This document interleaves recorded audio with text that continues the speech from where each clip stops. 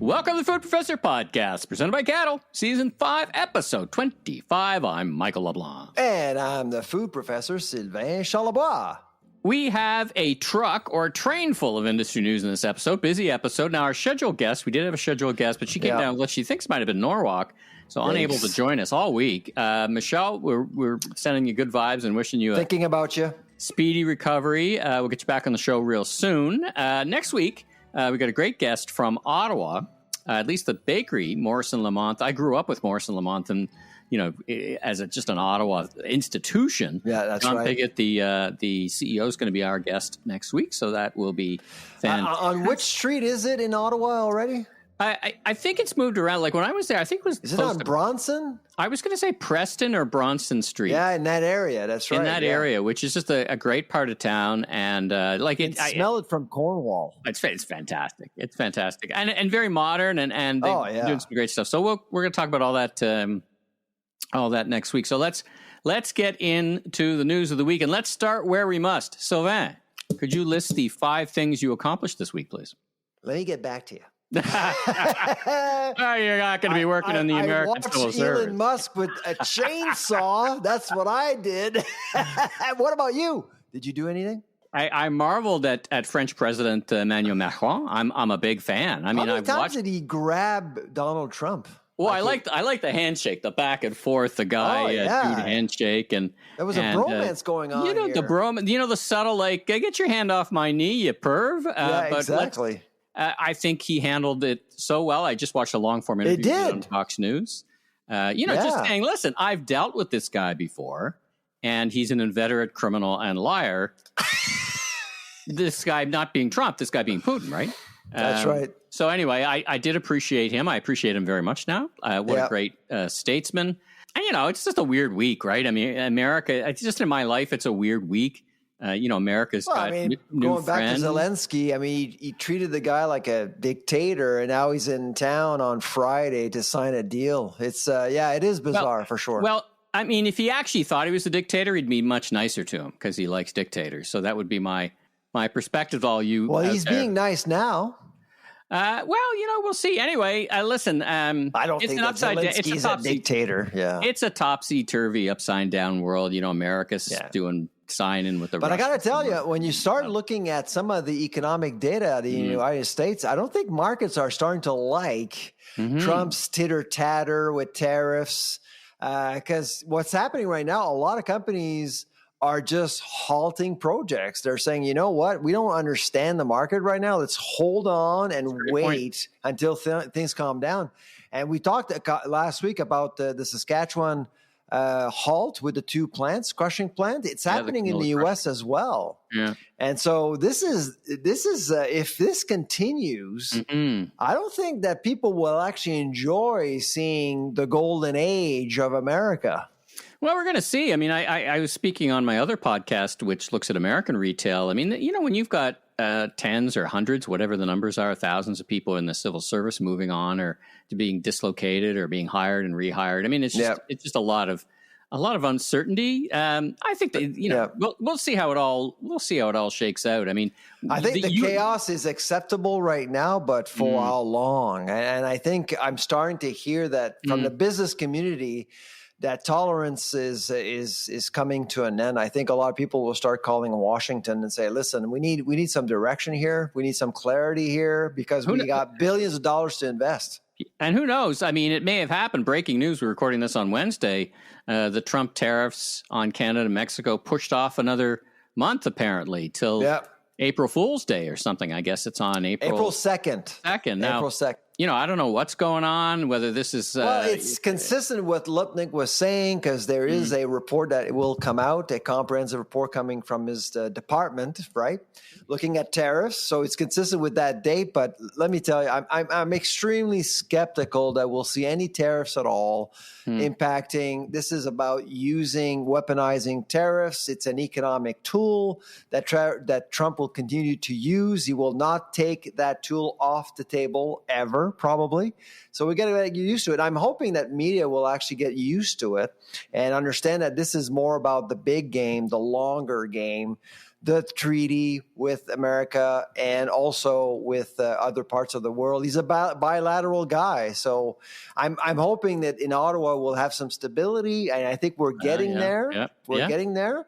I don't care who wins, closer. as long as we have some government with a mandate. We have a functioning parliament, which would be really nice. Exactly. It reminds me of that old saying, fool me once, shame on you, fool me twice, shame on me, kind of thing, right? Let's, as you say, in your long-held belief that food will not be tariffed because it would have a direct, a direct resulting increase in the consumer index in America. Now, speaking of which, eggs continue to be a hot issue. I was reading a report in New York Times that said, well, maybe it's not all just the flu because there's been a big consolidation in the egg industry in America. So there's just more questions being asked. One of the things I noted, I don't know if you saw the same thing. You remember we had Just Egg on the plant-based eggs.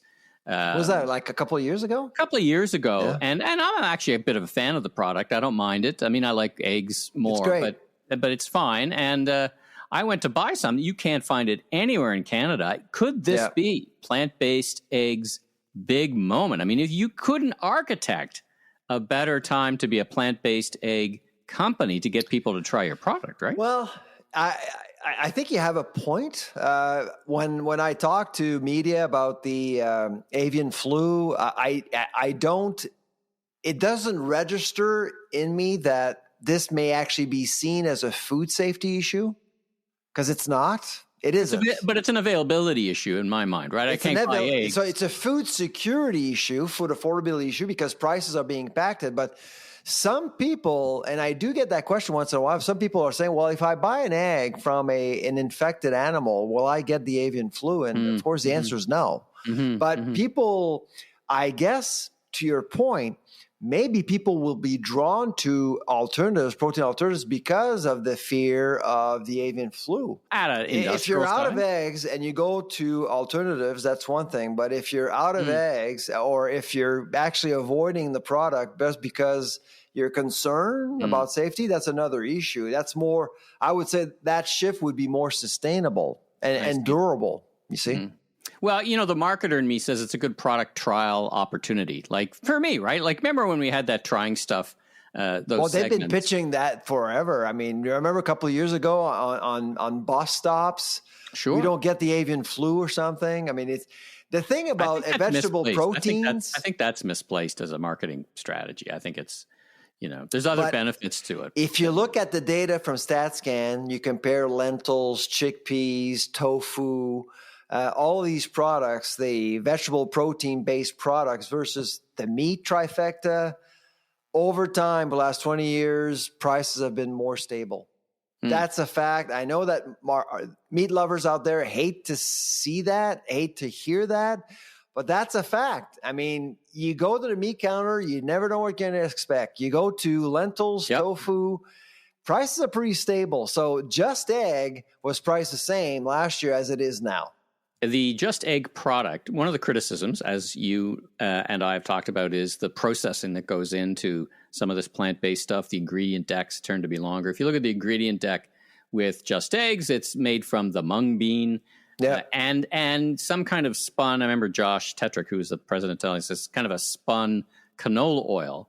And it got me thinking about a post you did, which mentioned that the American Heart Association talked about processed foods and the dangers in. You're always a proponent of, hey, let's take a bigger, broader view of these things, and you should be thinking more about nutrition. There is some concern about highly processed food, but in general, the processes that go into making these foods are considered safe. Not by everyone, though. So speak to that for a little bit.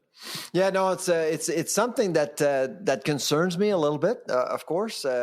Because right now you're seeing this campaign around processing, ultra-processed foods. And obviously when you're looking at formulating something different with innovation, and we do talk about food innovation on this podcast quite a bit, well, you need some processing. How can you actually innovate with a carrot or a tomato? I mean, you need some processing. And that's why I'm concerned.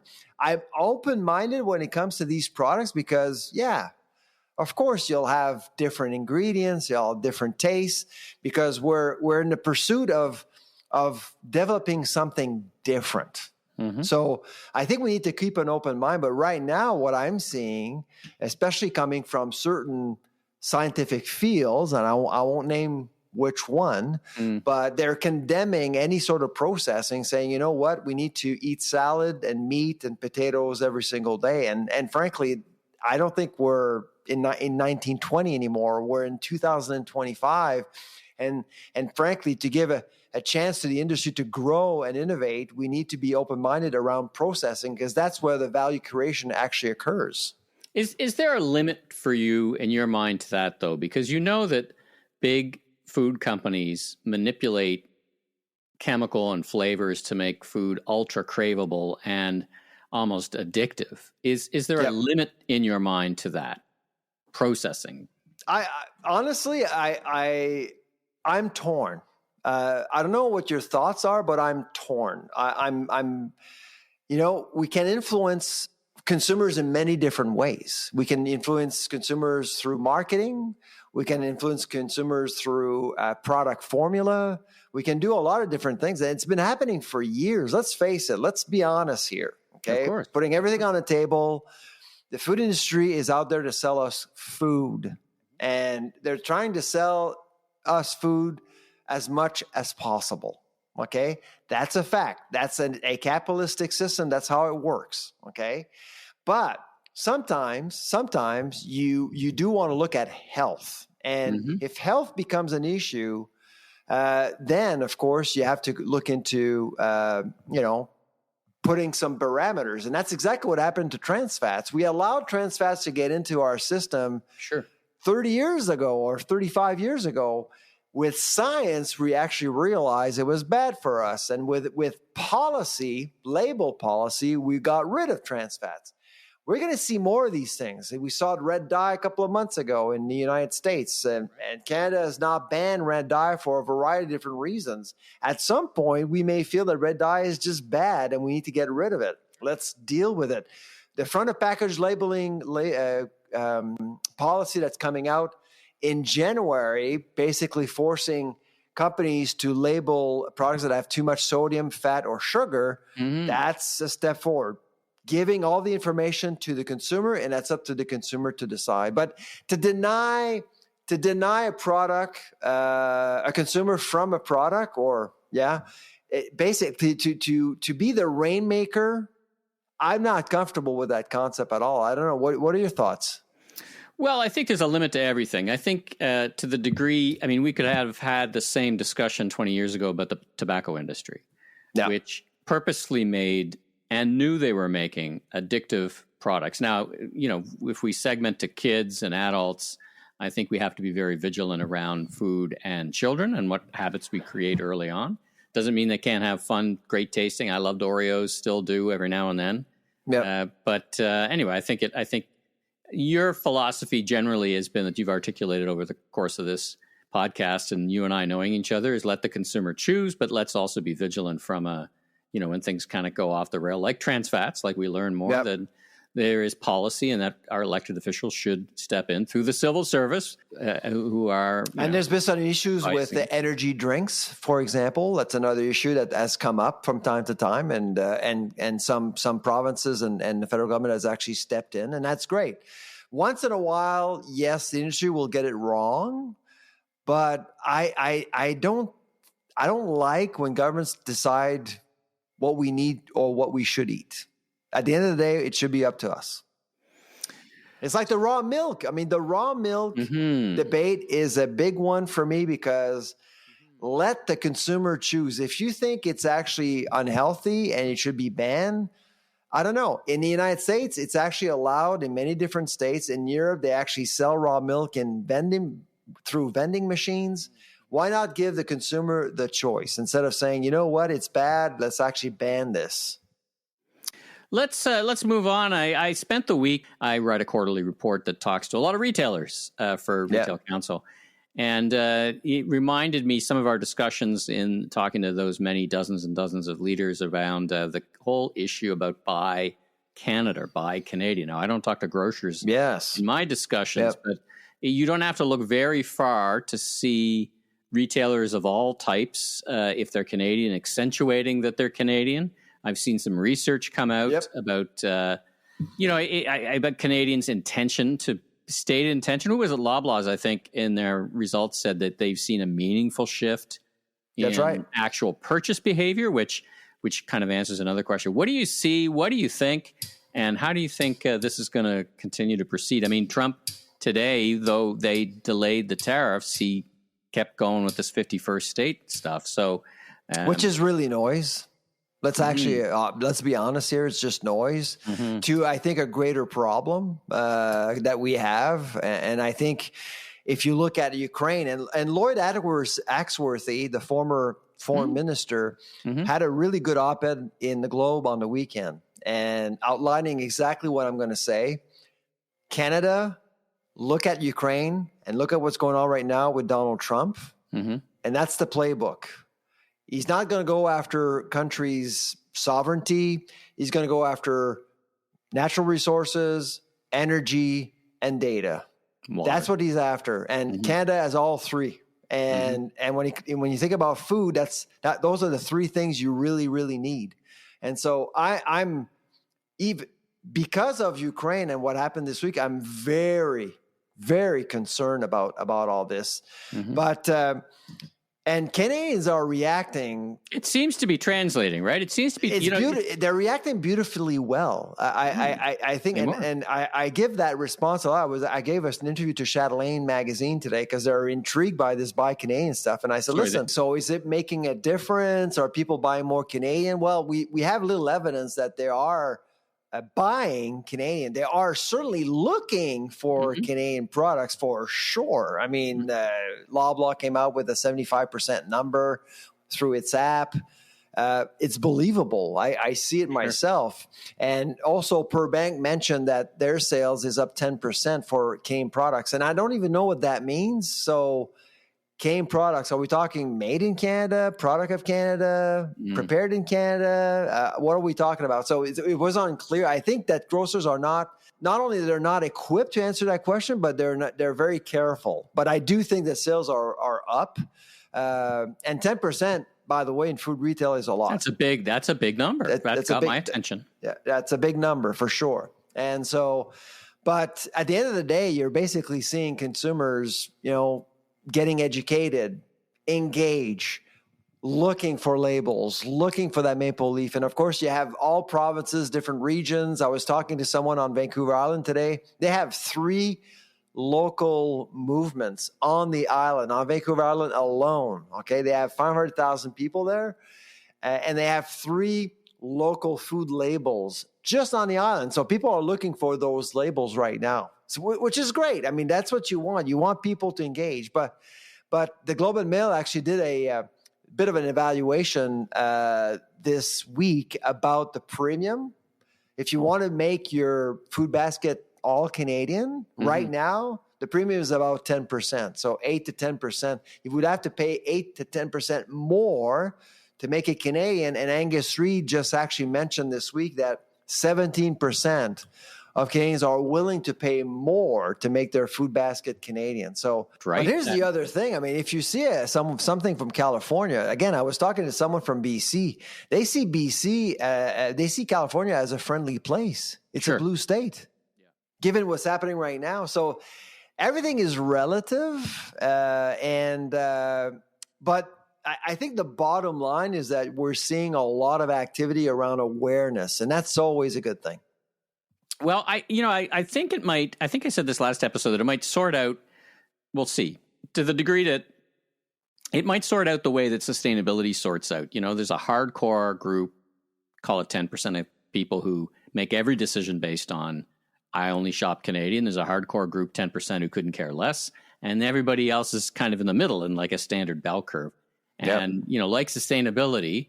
And like sustainability, what they say versus what they do aren't always the same. So it's going to be fascinating to continue to watch this. Now, you got me thinking about something I wanted to ask you about. Big news out of your current home province, Nova Scotia. Yep. Tearing down some interprovincial barriers. Down the wall. Now let's get to that. I want to get more into that right after this. We're going to just hear from our good friends, our presenting sponsor, Cattle, about them. Then we'll go right back to Nova Scotia. Does your digital customer engagement strategy need a serious upgrade? Enter Cattle, Canada's consumer insights powerhouse with the largest, most active panel of everyday shoppers. They're not your typical sponsor. They're the voice of the consumer, always in the know on the hottest trends and shaping what's next. So why Cattle? They go beyond consumer insights. They're trailblazing the future of ratings and reviews and leading the charge in user-generated content with unmatched syndicated receipt data and the ability to gather reviews across any category. Cattle partners with giants like Walmart, Canadian Tire to deliver results that count. Visit askcattle.com now for an exclusive The Food Professor podcast listener discount on your first review or research campaign today. That's askcattle.com.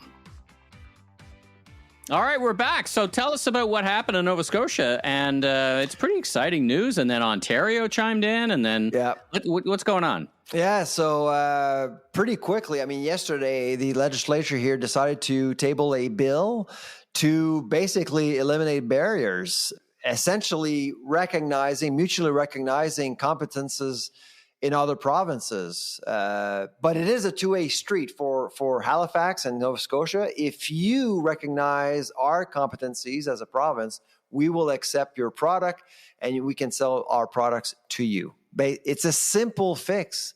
It doesn't solve everything because we haven't talked about marketing boards, but it is a quick fix. And so when I see Anita Anand saying, well, we're eliminating all barriers, well, really, it boils down to how much provinces are willing to do here. And Nova Scotia was first out of the gate. And of course, we all know that there was a bit of a bromance going on in Washington between Tim Houston, the premier of Nova Scotia, and Doug Ford, your premier.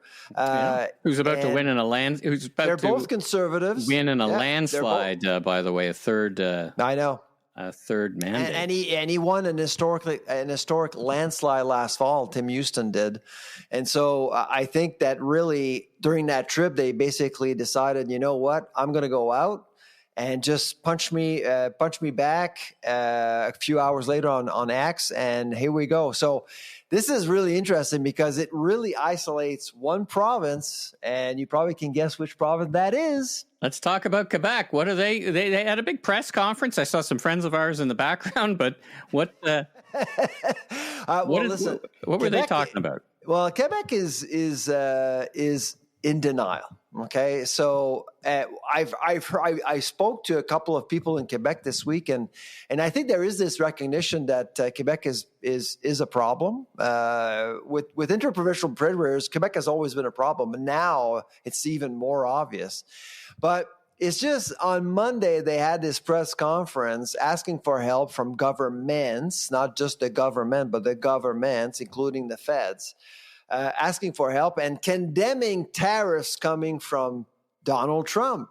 But the gall, when you look at Quebec's agriculture, 50% of the entire agricultural sector in Quebec is protected by high tariffs on American goods coming to Canada that are at least 10 to 12 times higher than what Trump is suggesting at 25%. So when I saw that, I thought, my God, they had some work to do. So either you're playing the protectionist game or you open up the border. So you're going to have to choose at some point here. So I'm a little confused. Are you comparing, because I didn't see that, I saw the pictures, but are you comparing chalk and cheese a little bit? Are you comparing what Quebec would do with a Nova Scotia or Ontario to the U.S.? Are they the same thing? And is the second part of the question, is there room in your mind that they're negotiating and they don't want to give away, they don't want to do a Trump and give away all the advantages right off the table before they start negotiating with whomever? What do you think's going on there? Well, the barriers, I could see Quebec actually decide to join along with Ontario and Nova Scotia, but they'll be extremely careful. I mean, I think there's going to be some resistance coming from, you see, the Union des producteurs agricoles, which is the union in Quebec, is incredibly powerful. And this is something that doesn't exist anywhere else in Canada. I mean, in Quebec, if you are a farmer, you have to pay union dues to that union, okay? That's a law. You don't have to be a member. You have to pay union dues. And they have over 1,500 employees working for that one union, okay? They're incredibly powerful and very well organized. So if let's say the government decides to go against pork, or they actually make a decisions about beef, they block highways. That's how it works in Quebec. What you saw in Europe for many months, it can happen very easily in Quebec. In fact, it has happened in Quebec in some regions. So really, governments in Quebec are extremely careful when they make any decisions. So if Legault decides, you know what, I'm going to do this along with Ford and Houston, he's going to call Longueuil. He's going to call, are you okay with that? And then they're going to say, well, how much? How much and what? Okay.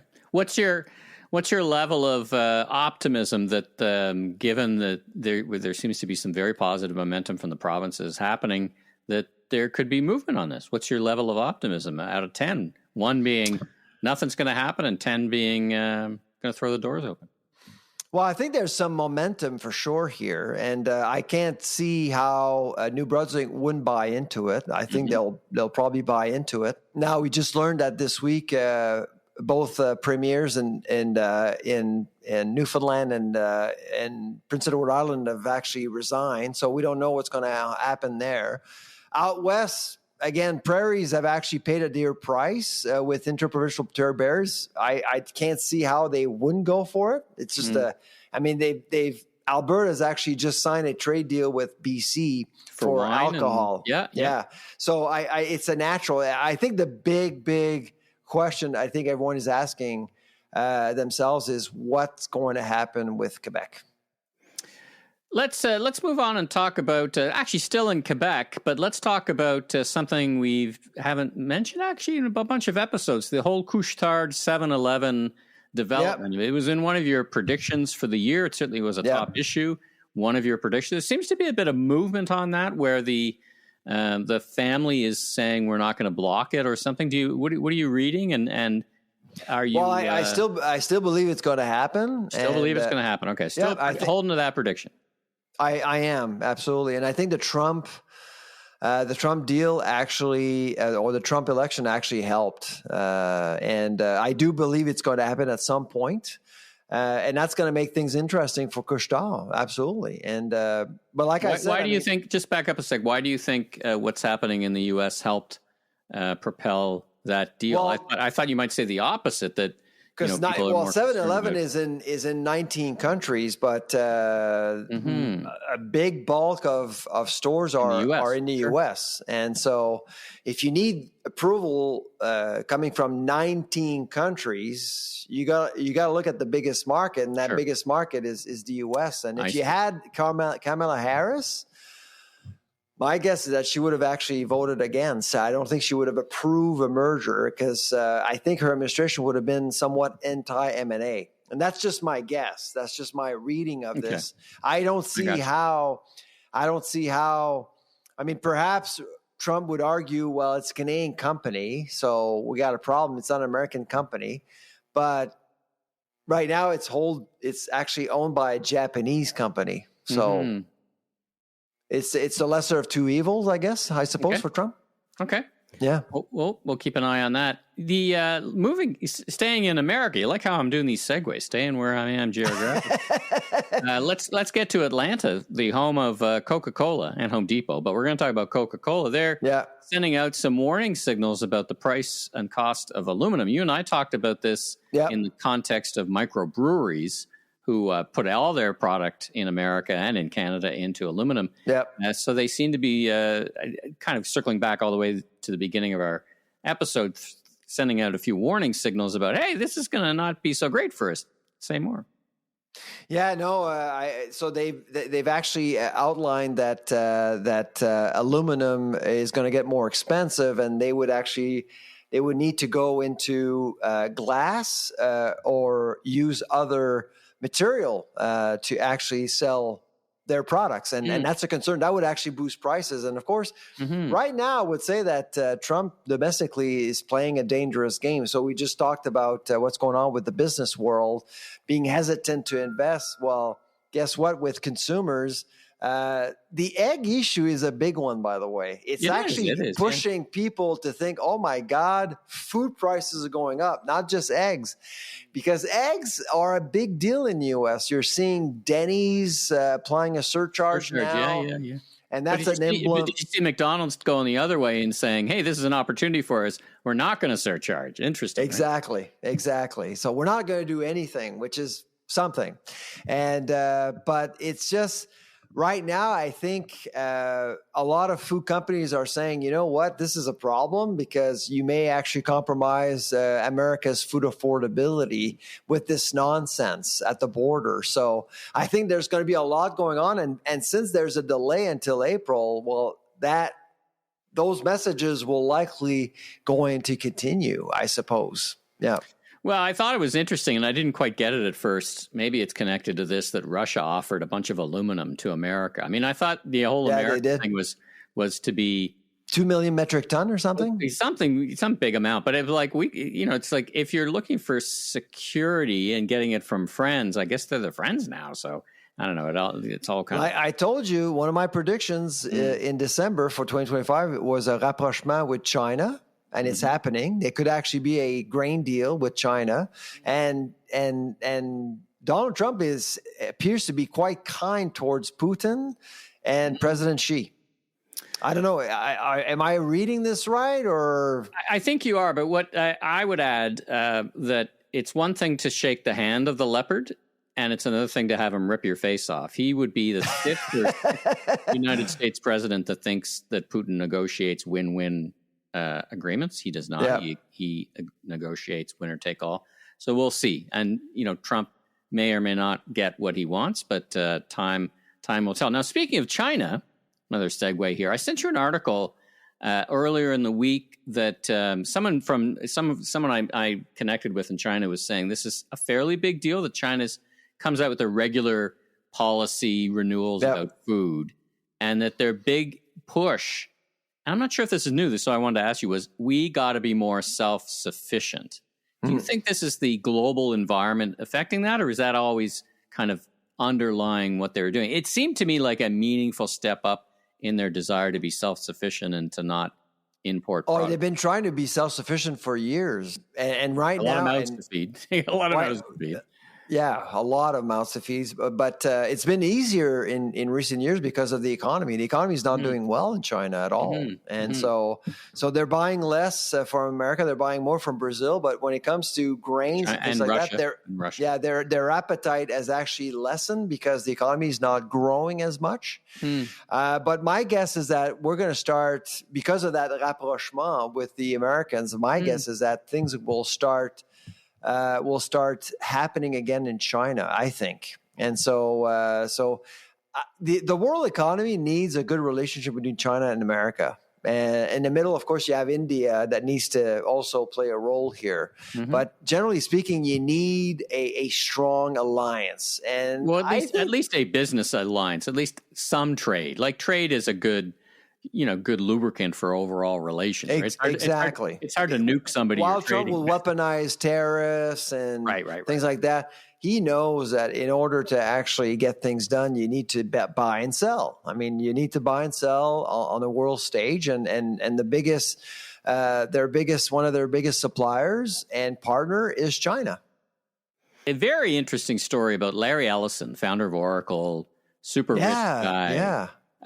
Gets some kind of religion around investing money and tech in greenhouses. And I thought I read the article. I'll put a link in the show notes, but I thought it's basically been a huge failure. There's a Canadian connection. The article portrayed it as a big failure, tons of money, hired the wrong people. And I was reflecting back to your trip last year, where were you, that has the world's greatest amount of greenhouses? We've got some. Almeria. In Spain, yeah. In Spain, and we've got some great. I had it this week. I had some great product from our greenhouses. Like it seems like the tech's been figured out. I'm not sure what he's just trying to reinvent, but it seems to have significantly come off the rails. Did you catch that article? And do you have any feedback on what do you think what do you think is going on there?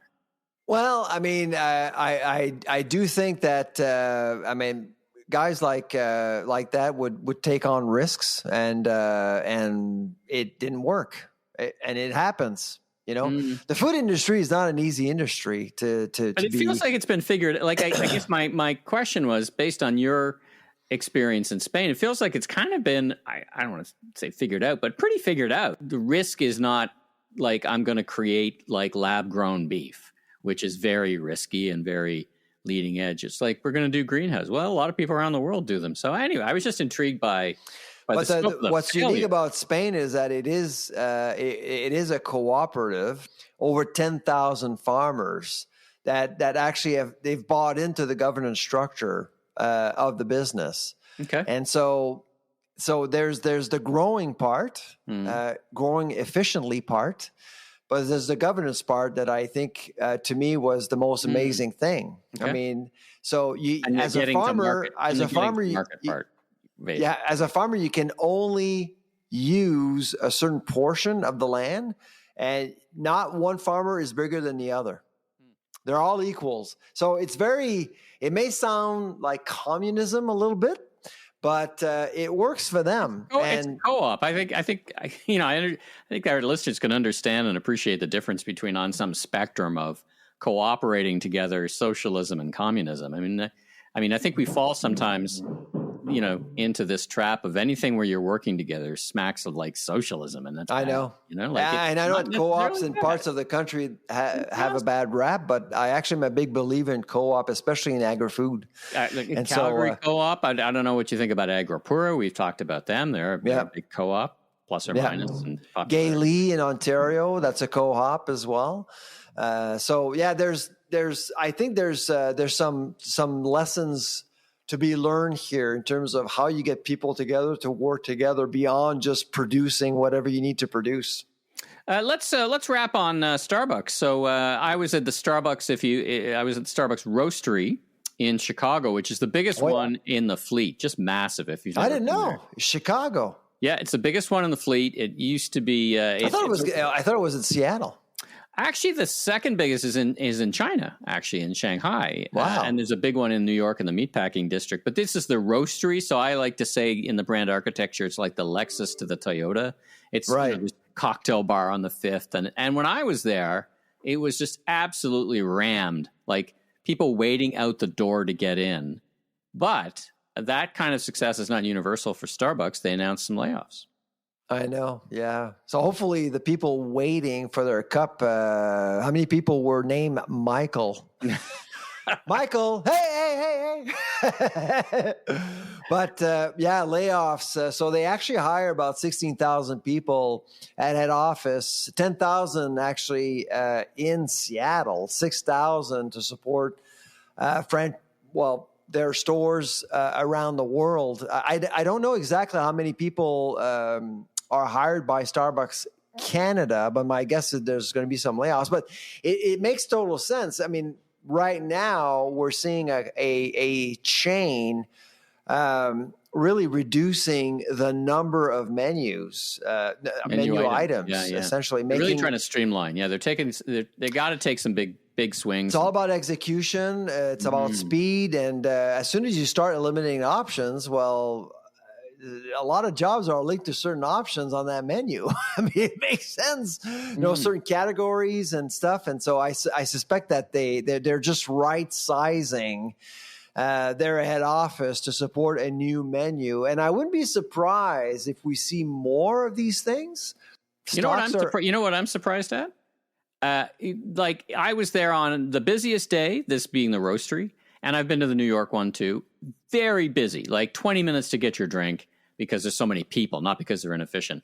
Yeah, I'm like there's only 7 of them in the world. I'm a little bit surprised that there's not I know there's not going to be 1,000, but I'm surprised there's not 50. Toronto could support a Roastery, maybe Vancouver. You're not going to put one in every town, but and they're actual working roasteries, right? They actually supply the one New York supplies this part of the world up here in Canada with actually taking green beans into the roasteries. Anyway, I think it'll be interesting to see if they expand that concept. It's clearly successful. It's also clearly very expensive to operate. So, absolutely. And so, but stocks are up at Starbucks. So I think investors actually like what they're doing so far. That's what we hear in the media. Investors applaud decisions. Well, I applaud you, my friend. Thank you for joining me for yet another week of our episode. Like I said, we get a great guest next week, Jean Pigot from Morrison Lamont, which is wonderful, such a treat. And by the way, did you get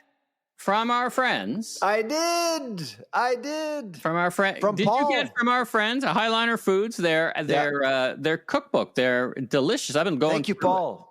Thank you, Paul. Awesome. So we both got this wonderful celebration of their 125 years. And geez, I'm looking through some of the recipes, and there's some really good.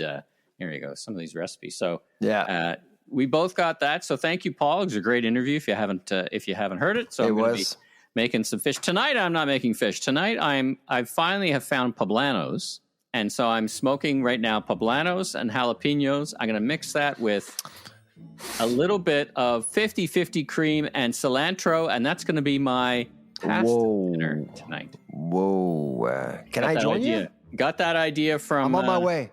From Chuck in barbecue. We don't have any barriers between Ontario and Nova Scotia anymore, so it'll be easy. Well, apparently, we're going to have a fast train that'll get you halfway here anyway at some point. As long as my aircraft doesn't flip at Pearson. Goodness. My God. My goodness, anyway. Yeah. Anyway, best of luck to everybody. Let's wrap it. Let's leave it there. I've said that 3 or 4 times, but really, now I'm going to really wrap it. I'm Michael LeBlanc, media entrepreneur and a guy who does a bunch of stuff, and you are? I'm the food professor, Sylvain Charlebois. Safe travels, everyone. Take care.